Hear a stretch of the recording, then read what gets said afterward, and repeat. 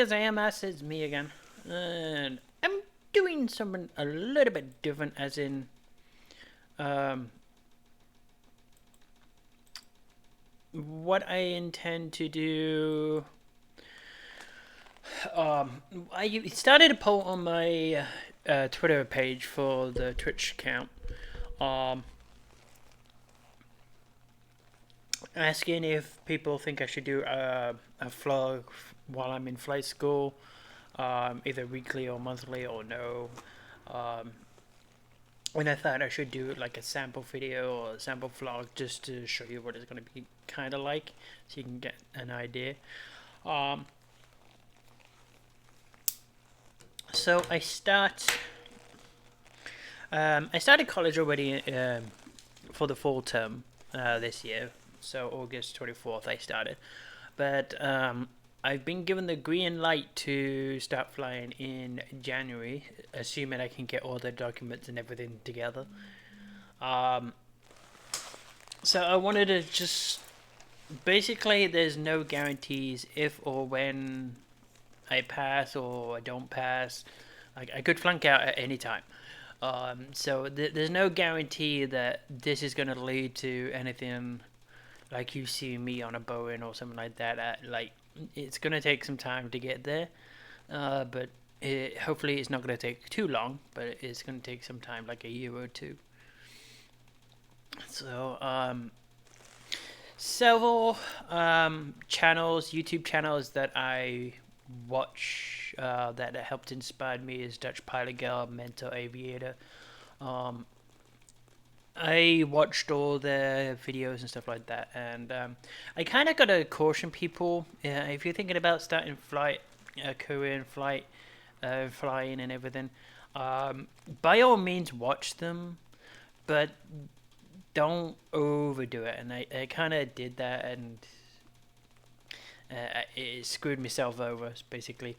They have a lot of good advice, and they're and don't get me wrong, they're very nice people from what I see on their videos and stuff like that. But um, the best way to the best way to get started, I would say, is by all means gather all the information that you can, and but then go see your local college or something like that and see what's going on, and see what it entails for you. Although the process that I'm on is very similar to everything that I've seen Mentor and Dutch Pilot Girl and the others go through, it's still slightly different. Um, it is not something that you want to take up lightly, but you need to have a passion to do flying. You need to want to do it. It's not something like you can um, do half-heartedly. There's a lot of work, and you gotta basically remember everything that you start learning.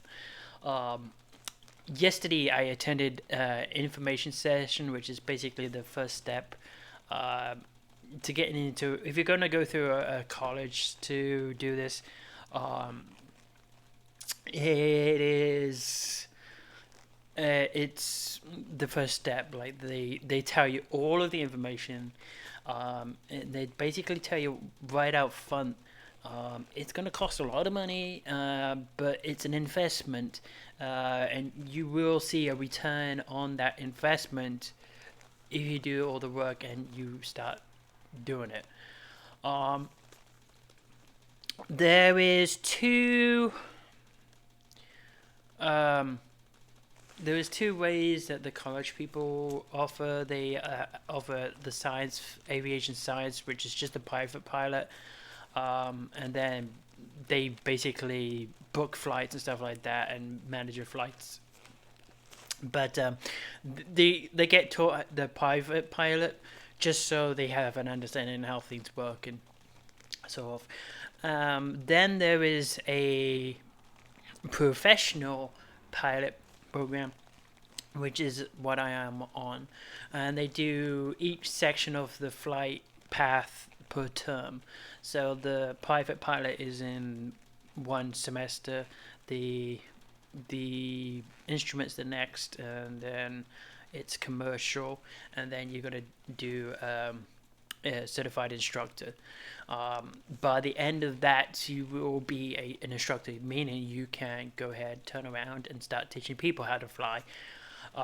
Basically, that's what you're going to need to do and start doing, because before you get taken by the regional airliners, you have to have like a certain amount of hours, and the only way you're going to get those hours is by flying. And you need to you can get that by teaching other people how to fly. My college hires the people that they teach to be instructors. And then around the 1500 mark, or if you're with the school, they pick you up at 250 or at 200, depending on what you're going through. Now, the main reason why I am going through the college is because it's basically a 3-year process. If you're in a 4-year degree type program, you're not going to get into a regional airport unless in anything less than 4 years. The program that I'm going through, I'm going to be there a year sooner, which I learned last night is very important. A career in aviation is based on seniority. So as soon as you get in, that's the date they go off for your holidays, pay, vacation, stuff like that. So yeah, a lot of this information I'm going to be parroting from what the instructor, Professor Raymond, told us last night, and I've forgotten his name. I'm horrible with names. Hang on, I've got his card right here. Okay, his first name is Armin. There's no way I can pronounce his last name. I apologize. The chief flight instructor, Armin. I do apologize. I'm horrible with names.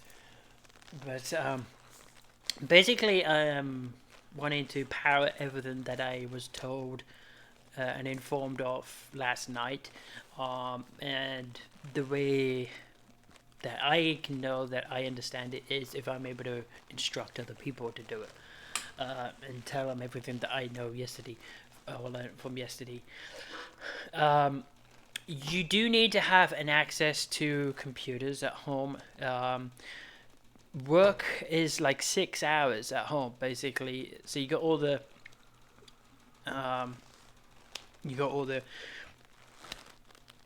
coursework that you do for the groundwork, and there's like 6 hours of homework that you need to do on top of everything else.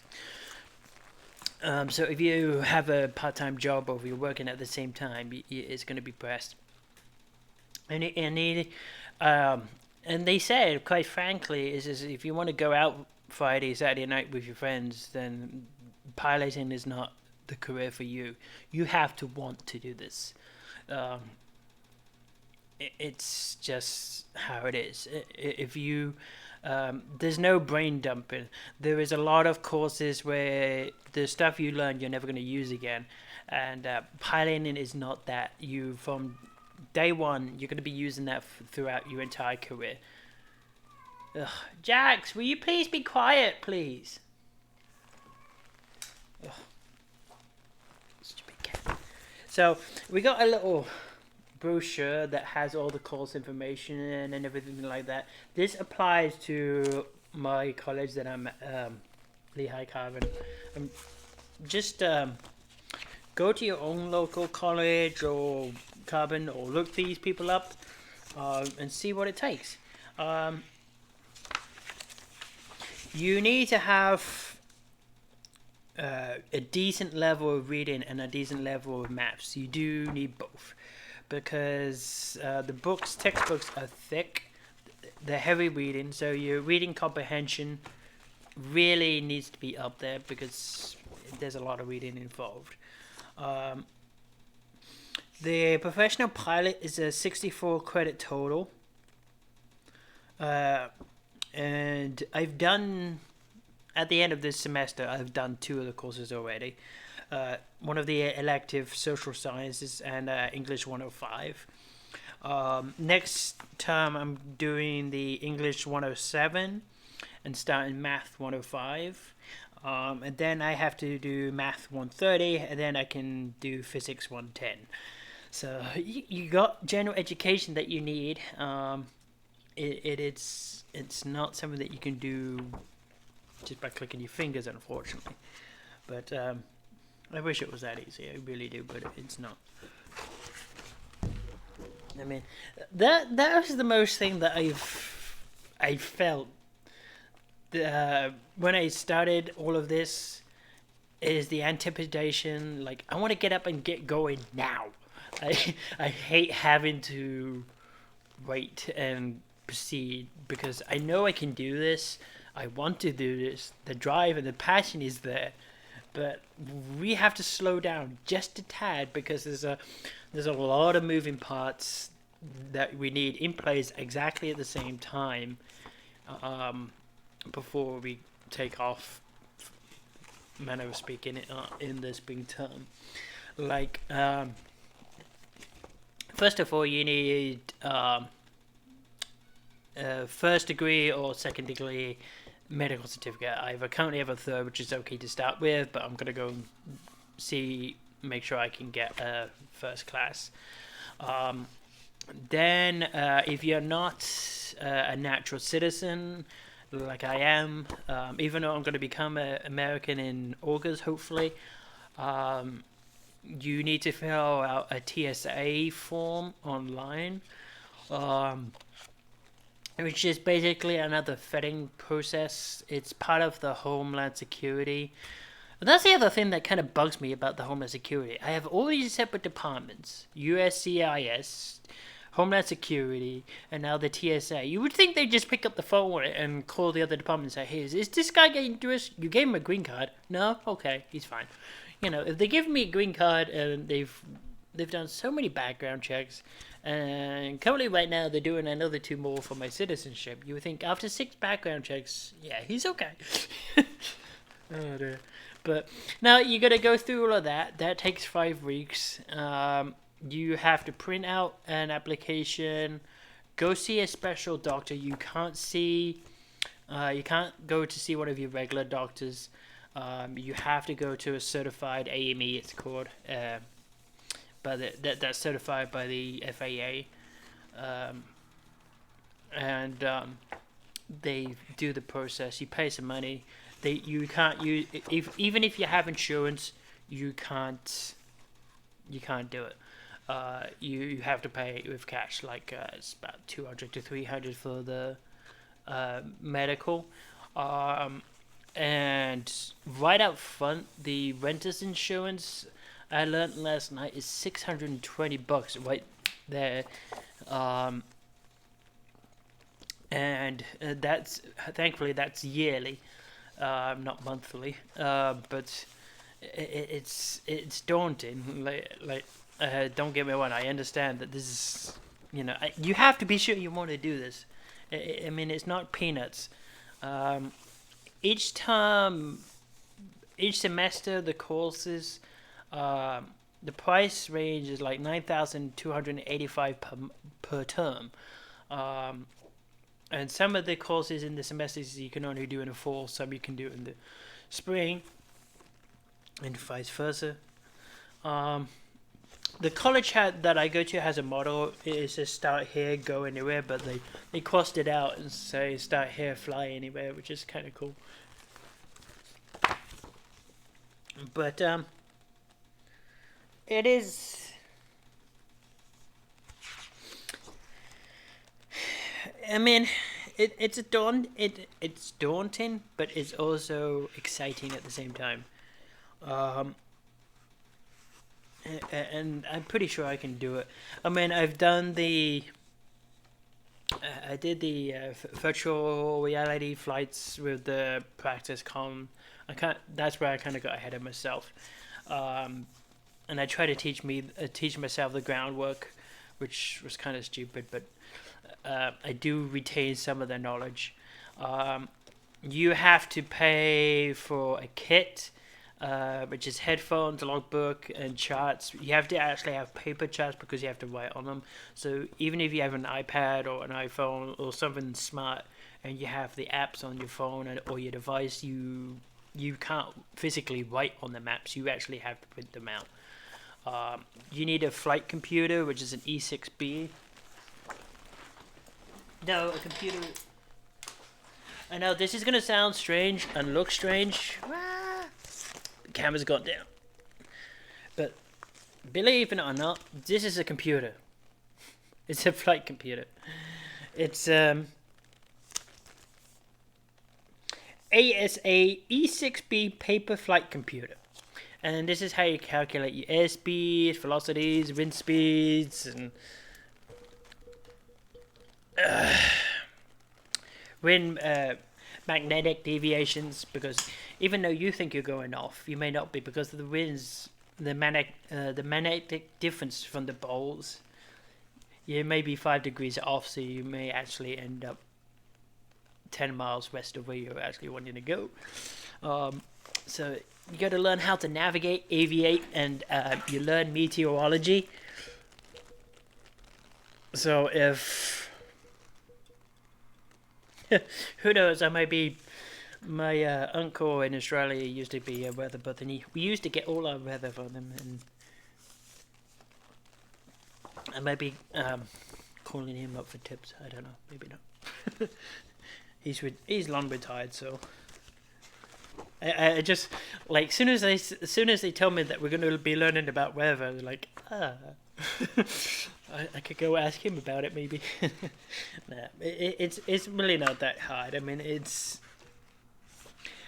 common sense stuff. I mean there's a lot of the primary rule of aviation that I learned is keep it simple because there's a lot of complicated stuff, but it's about keeping it simple. They use acronyms and little things to remember stuff like aviate, navigate, communicate. So you always know, like if you get into trouble and you're all flustered and you can't think of what to do, and you got ATC blasting on the radio, and they're trying to tell you what to do. You can ignore them because the first priority as you as pilot in command is to fly the plane and then make sure where you're going and then communicate to the ground of what's happening. The air traffic control, they understand you've got a lot of work to do, you're going to be busy, and if you're flying around there with one wing and or a wheel falling off the plane, you've got a lot of things to do. You got to keep the plane flying in the air until they can talk you down onto the ground. So you can't be. It's just like driving a car. You can't be driving, paying attention to the road while talking to the missus. You know, it's or while looking and talking to the missus. Basically, it's the same scenario, and then. So once you get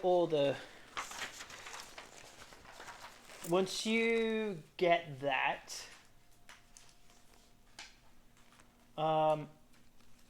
there's something called ICARA, and one second.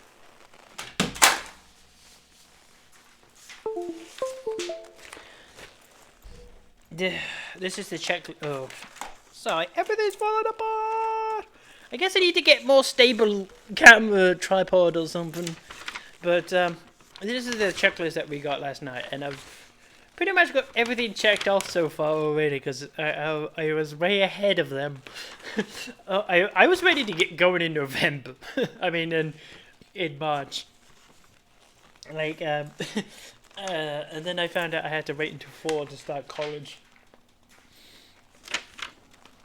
See, you actually have to take a placement course, and if you don't meet the level of English or math, you have to take development courses, and until they are done, you can't go ahead and start the flying. Now, for me, it was the maths. My maths is horrible, like everyone else's, and I am working to improve it. The main problem is that I was never taught algebra. Thank you, Wyndham High. They told me you never use it. You don't need it. And my English, my PE teacher, my physical education teacher, was also my maths teacher, which flat out said, you're never going to need it unless you're going to become a maths professor or make women bras. So, like, yeah, so you can imagine the stereotype. And now here I come into America and I'm like, what the heck are these letters? It's been a process, but I've just been, where I can, I convert it to what I know or what I was taught. Like, the way you calculate ratios using algebra, the height difference, like if I look at the shadow on the ground and I know my height, and I look at the like at a building, I know its base, and I need to know the length of its its height based off the shadow. It's called the infinity rule. You just it's the infinity symbol. You just go. You take the top of as long as you have three numbers, you take the top left times it by the bottom right, go around, divide it by that number, and it gives you the top right number. Or vice versa. Infinity. It doesn't matter which way you go. As long as you have three of the numbers, you can times either two of the numbers and divide it by the other, and you will get the fourth answer. And it works with percentages and the values or something.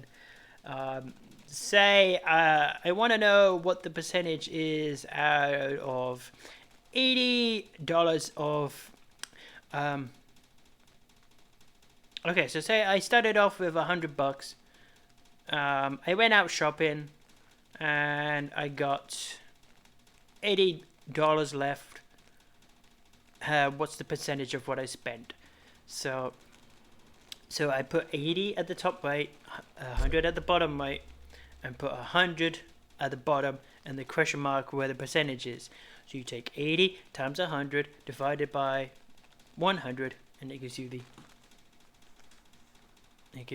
percentage of what you spent, or the total. So it gives you that's the percentage of 80 out of 100. So it's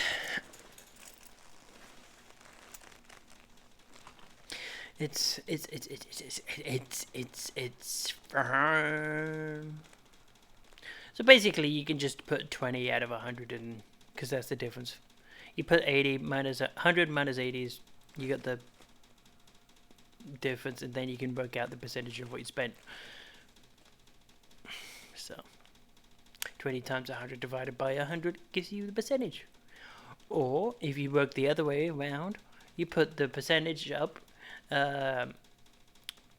start with 4%, you times 100 divided by 100, because 100% is 100, and you'll get the figure of you'll get whatever it is percentage is out of 100. So that's just the infinity rule. So stuff like that I've been able to convert from what I knew in high school to what it is now.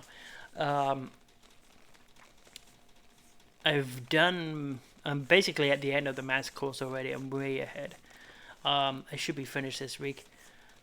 Technically, I should have done some work today and yesterday, but I can't. My mind's too focused on the maths. And I got English to do and journals to do. Yeah, that reminded me of last night too. The professor's like, I don't care if you're late on your English or whatever paper. Just don't be late on anything on mine, because my course is going to make you a pilot.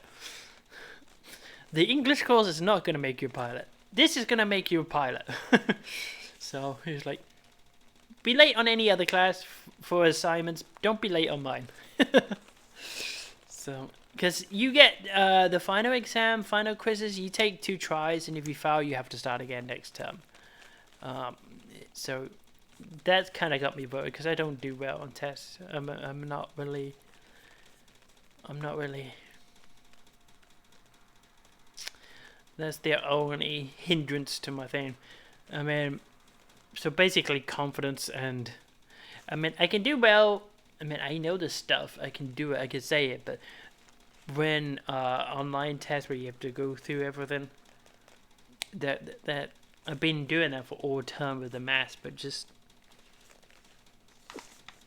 so yeah, you need for rental insurance, you need someone with a million bodily injury or property damage, and 40,000 coverage for aircraft hull damage. So if while you're flying you take a hard landing and you damage the plane, your insurance is going to cover it, and you want to be covered. Otherwise, you're going to be paying 40,000, a million to whoever you hurt. So that's why it's there. And the ICARA or IAZRA is the profile that you use to register to say, hey, I would like a student pilot license. Basically, this is just like your driver's permit. Like you're learning to drive for the first time. You go up and get that piece of paper that says, hey, I'm a loader driver. Yeah, yay! And then as soon as you get it, you want to get rid of it.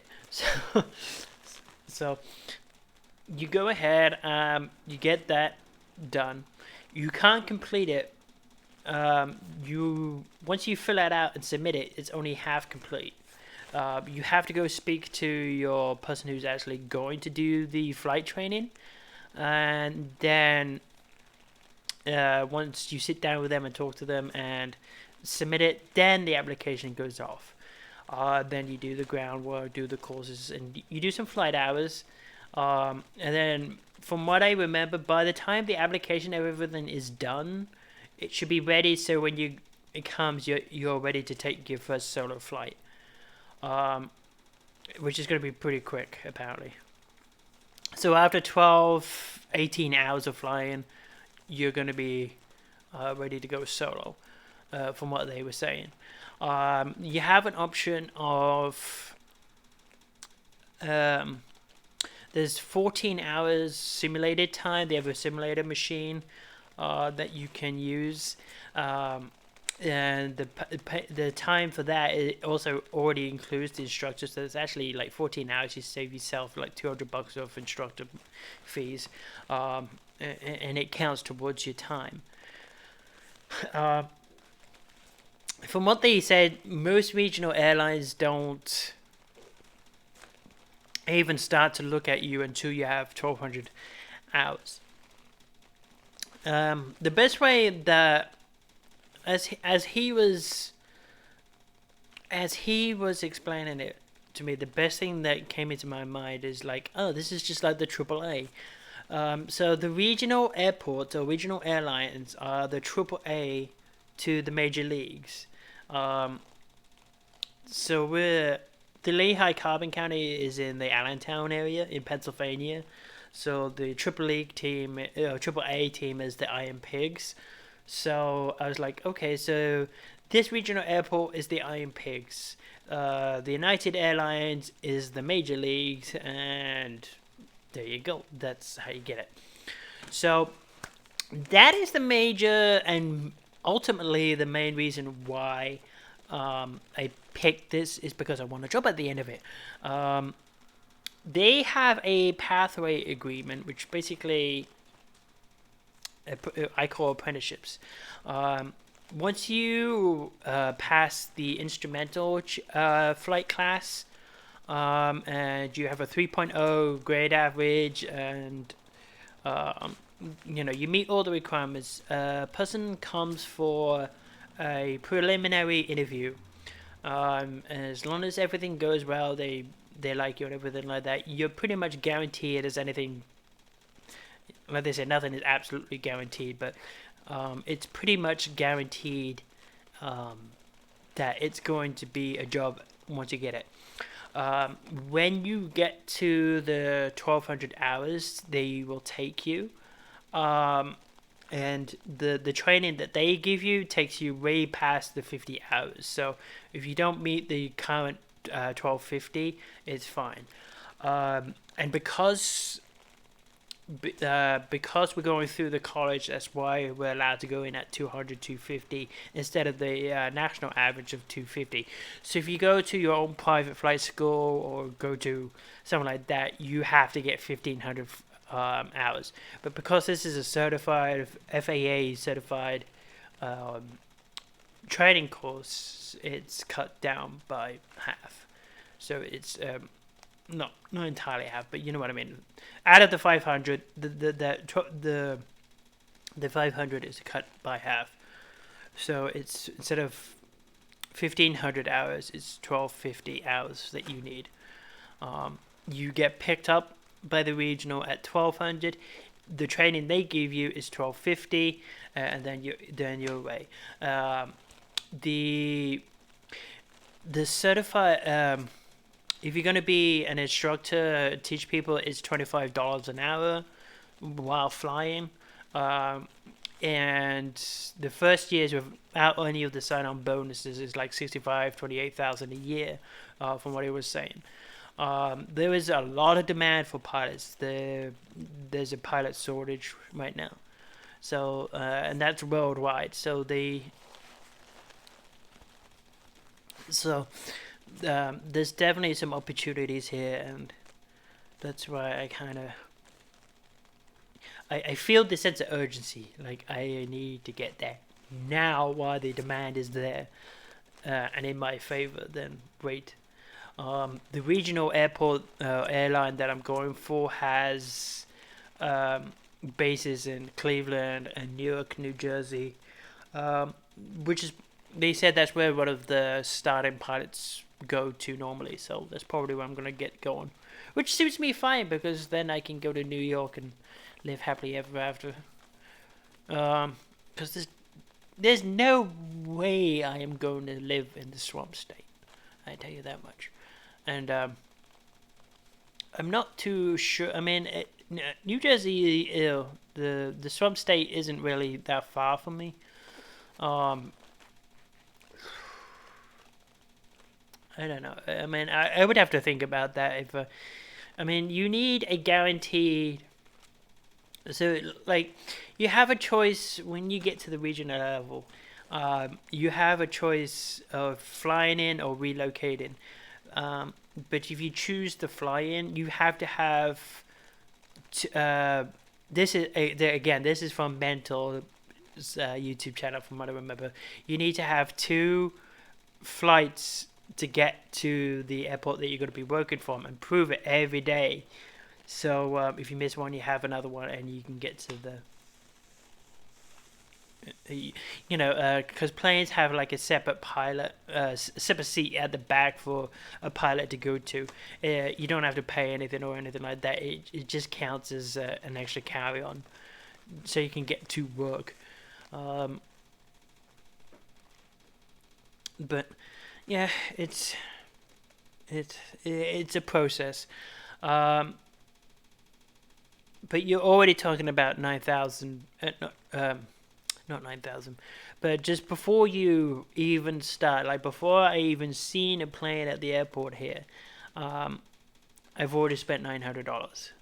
Um, that's $600 on the um, insurance, um, and um, 300 on the medical because I have a third class medical. Um,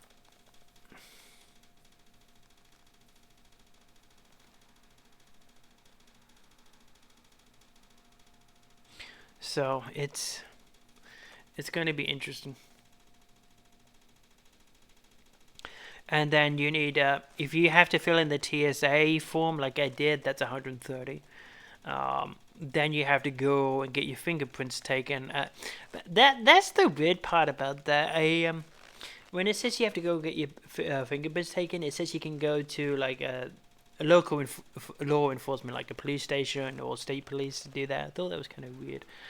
I'm just imagining me going into the police station and say, "Hey, can you take my fingerprints, please, so I can be a pilot?" It's like they're gonna look at me like, "What?"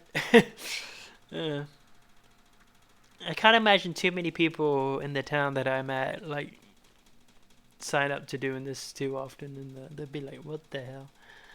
I think I'm gonna go to the state police instead because I get a feeling they're gonna be more familiar and used to that than myself.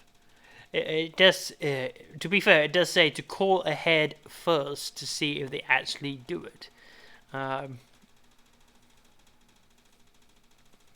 it's gonna be interesting, and then that takes 5 weeks to come through. You start the application up, you fill in all the details. You need to know the type of plane and what category that you're going to fall into.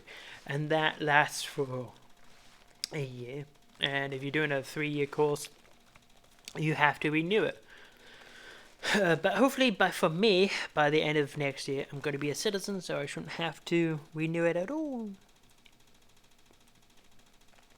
Which is going to be huzzah. Um, yeah, then there's but then you meet the instructor like a month before the term starts, and you get the rental agreement, flight operations manual, and then you structure your flight. You get this kind of form, which is where you mark the hours that you're available to fly. The sessions are 2 hours, so you're gonna leave yourself enough time to get to homework or whatever, and yet they're fixed. Um, so it says training blocks are 2.5 hours long. You must be available to fly for the entire block time. Example 0800 to 10:30. And yeah, the times are in 24. So 24-hour clocks are really simple. All you have to do is add or subtract 12. That's all you have to do. No kidding, it really is. 1800 minus 12, 6.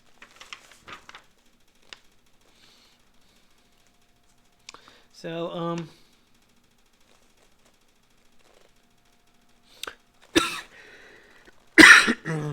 and it's also saying for this particular place there was no hard scheduling after 15:30 slot. The slot is reserved for makeup flights or write-in slots.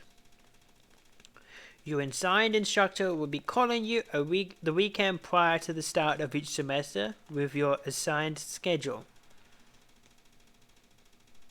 And then the college or whatever, you have an account that your finances must be in before you start flying, and they use that to drain out the funds to be able to start flying. If you have a zero balance, you can't fly. You're locked out. Yeah, so that's basically it.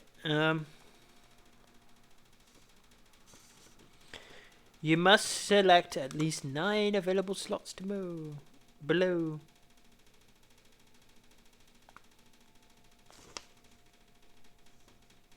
Slots must be selected on at least 3 separate days. And do not include ground school times as available slots.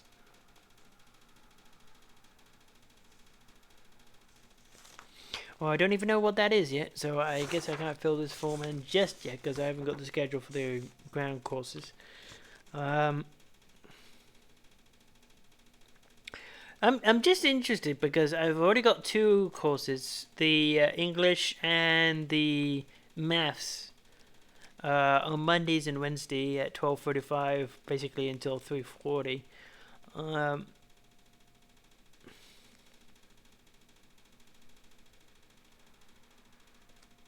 that means I'm gonna have to be up in the morning. Yeah. So 0800 to 10:30. Mm-hmm. And then I can do the 10:30 to 1 o'clock on Tuesday, Thursdays, and Friday. I'm not a morning person. I am 100% not a morning person. But yeah, like they said on the little advertisement, if you want your office view to be 35,000 feet, then this is the career for you. But you have to have the passion to want this. I mean, like, you're not going to get here by just supine or brain dumping at the last second. You have to have your A game on the entire time. It's no fun and games while learning from the looks of it.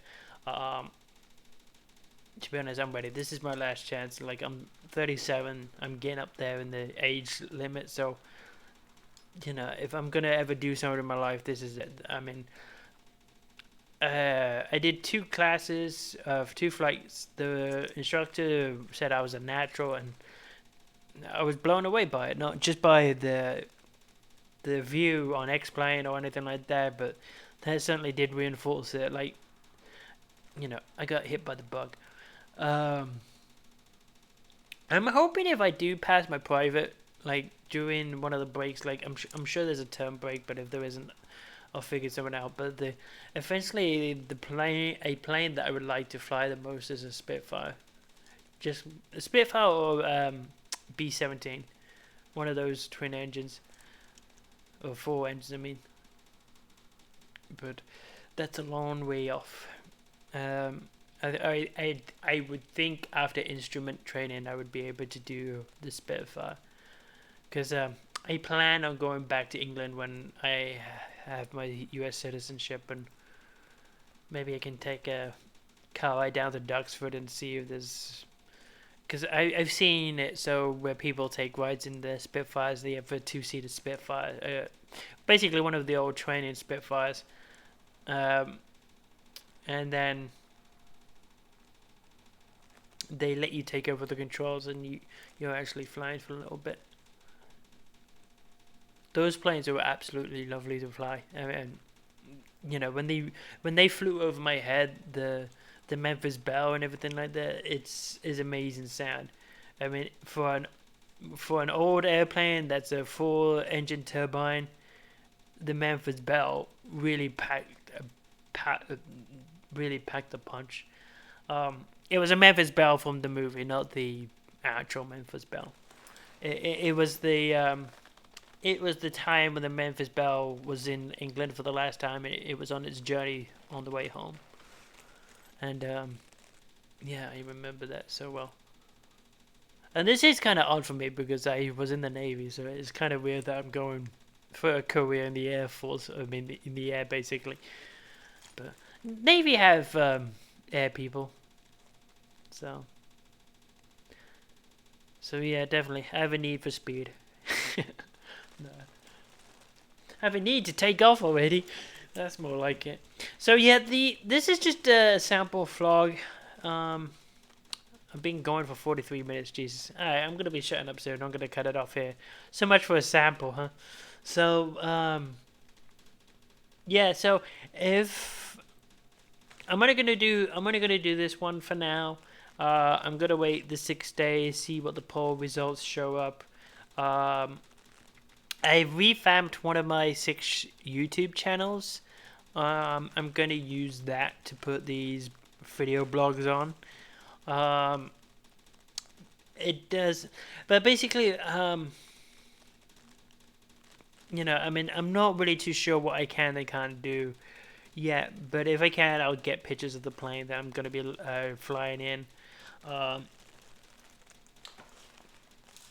for those that are interested, they said it's a Cessna 152, and which is a small plane.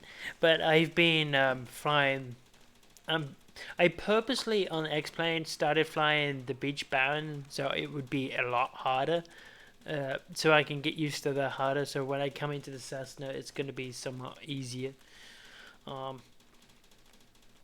I don't anticipate that I don't expect or anticipate that it's going to be exactly like the virtual reality.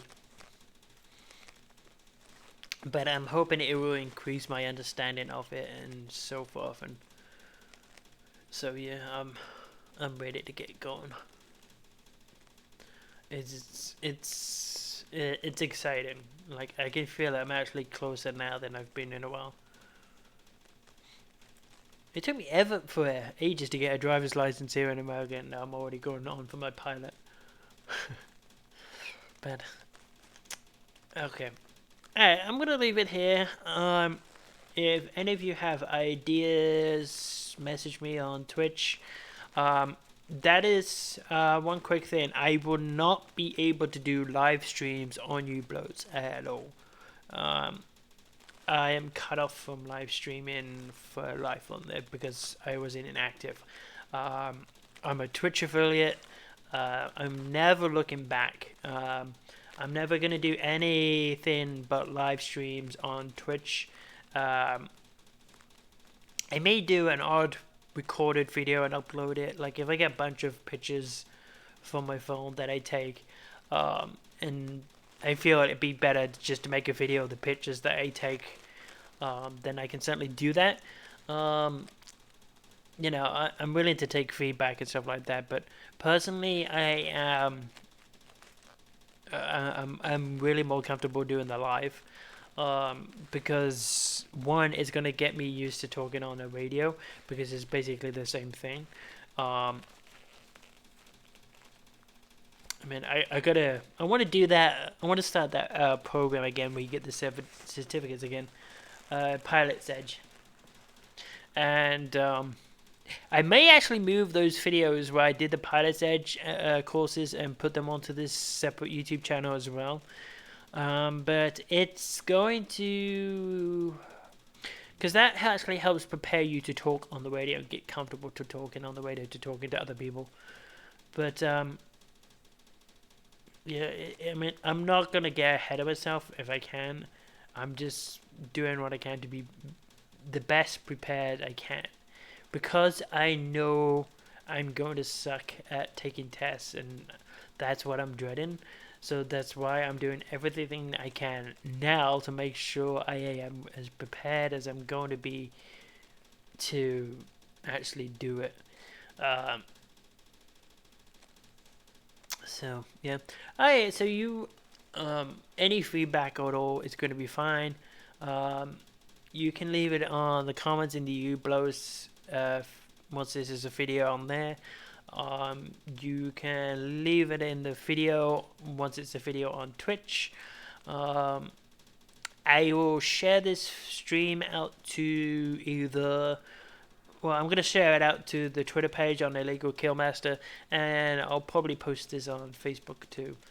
But this is again just a sample vlog to show you what it's going to be like.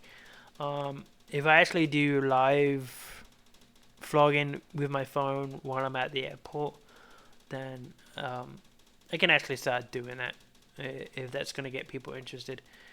But I mean, the main reason why I thought about doing this is because I see there's a lot of people watching those channels that I mentioned, and they're interested in how to start and how to do it. So I figured if they see and watch me start, I'm literally at the very start of the process. So it's going to be interesting to go from there to where I want to go. So, alright, so I'm going to end this here, and I shall check back with you next year. No, depending what the results are, I may do one more before the term starts. But the spring term starts January 17th, so that's probably when I'm going to start officially doing vlogs every week. When I know what I'm doing, I can know what you're going to be listening and watching to. Alright, adios amigos.